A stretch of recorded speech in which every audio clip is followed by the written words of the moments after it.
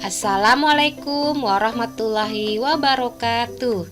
Ketemu kembali dengan Ustazah Erni dalam pembelajaran IPA tema ke-6, yaitu pengaruh panas terhadap kehidupan ya. Sebelum kita memulai pembelajaran, mari kita sama-sama membaca basmalah. Bismillahirrahmanirrahim. Coba kalian perhatikan gambar ya. Di gambar ini ada seorang anak laki-laki sedang menyetrika pakaian. Dan ketika dia sedang memegang setrikaan ini, tangan anak ini tidak terasa panas. Tapi ketika tangannya secara tidak sengaja menyentuh lapisan yang di bawah ini, maka tangannya terasa panas. Kenapa itu bisa terjadi? Nah, pada materi ini kita akan membahas hal tersebut. Oke, kita lanjut ya. Sebelumnya kalian sudah belajar di video sebelumnya, yaitu tentang penghantar perpindahan panas ya secara konduksi, konveksi maupun radiasi. Nah, itu adalah perpindahan panas. Sekarang kita akan membahas penghantar panas. Nah, sekarang perhatikan gambar ini.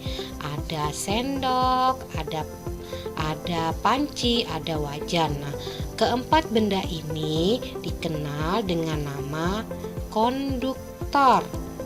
Apa itu konduktor? Konduktor adalah bahan-bahan yang dapat menghantarkan panas. Jadi bahan ini dapat menghantarkan panas sehingga ketika kalian memasak di rumah, maka masakan akan menjadi cepat mateng ya, masak ya, seperti itu. Nah, benda-benda yang bersifat konduktor ini biasanya bersifat logam. Apa saja? Yaitu besi, aluminium, dan tembaga. Jadi penghantar panas yang dapat menghantarkan panas, bahannya itu ya disebut sebagai konduktor. Kemudian yang kedua, nah ada sendok nasi terbuat dari kayu, ada tempat nasi terbuat dari kayu, ada sarung tangan, ada selimut. Nah, ini semuanya ya benda-benda yang tidak dapat menghantarkan panas, yang kita kenal dengan istilahnya adalah isolator. Jadi isolator ini bahan yang tidak dapat menghantarkan panas. Biasanya benda-benda bersifat non logam, berarti bukan logam. Apa saja? Yaitu kain, kayu, karet, dan plastik. Nah, jadi penghantar panas di sini apa ya? Konduktor dan isolator ya, seperti itu. Jadi berbeda dengan perpindahan panas seperti konduksi, konveksi, dan radiasi. Tapi mereka ini ya, konduktor dan isolator ini ada hubungan keterkaitannya dengan perpindahan panas tersebut. Biasanya penggunaan bahan konduktor dan isolator ini terjadi secara bersamaan. Contoh, nah ini ada panci ya, dimana panci ini pasti terdiri dari konduktor dan isolator. Contohnya adalah lapisan yang di bawah ini. Lapisan yang di bawah ini adalah aluminium sebagai penghantar panas yang baik, maka disebut konduktor. Nah, biasanya ketika kita memasak ya, terjadi perpindahan panas secara konduksi dan konveksi menggunakan penghantar panasnya, yaitu adalah logam. Nah, kemudian selain itu juga ada namanya isolator di sini sebagai pegangannya sebagai isolator, dan tutup panci ini juga sebagai isolator. Kenapa?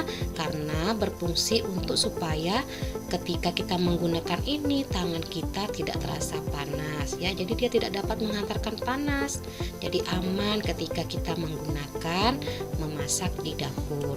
Kemudian yang kedua ya, biasanya yang dilakukan secara bersamaan adalah termos. Tahu ya, termos air, dimana termos air itu pasti ada konduktor dan isolatornya. Ustazah tidak terlalu banyak menjelaskan ya, semua ini ada di buku paketnya. Silahkan kalian baca ya di halaman yaitu halaman 146.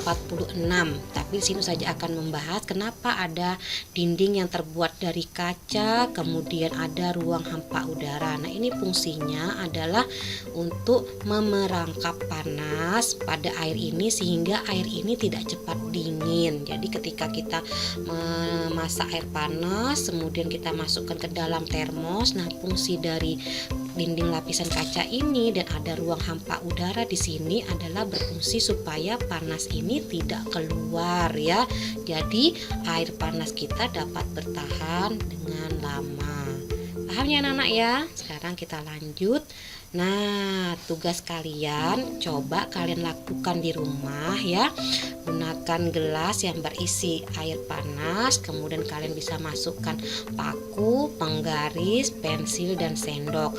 Kalian diamkan selama kurang lebih 5 menit. Nah, sekarang ketika kalian diamkan selama 5 menit, kalian pegang benda apa saja yang terasa panas dan tidak panas. Kalian tulis jawabannya. Kemudian kenapa benda yang di atas ini, sendok, paku, penggaris atau pensil ini kok tidak terasa panas atau terasa panas ketika kalian pegang? Apa alasannya? Tulis jawaban kalian di kolom komentar YouTube ya. Seperti tugas sebelumnya, ada nama, ada kelas dan hadir serta jawabannya. Ustazah tunggu ya. Itu tugasnya. Kemudian tugas yang kedua, tugas kalian di rumah, coba kalian buka halaman 140 sampai 143. Ayo mengamati. Tulis jawaban kalian di buku paket kalian. Oke anak-anak yang soleh dan solehah ya. Mungkin itu saja materi yang dapat Ustazah sampaikan. Semoga bermanfaat. Tetap di rumah, menjaga kesehatan ya. Jangan lupa selalu berdoa dan berharap supaya pandemi corona ini segera berakhir ya. Wassalamualaikum warahmatullahi wabarakatuh.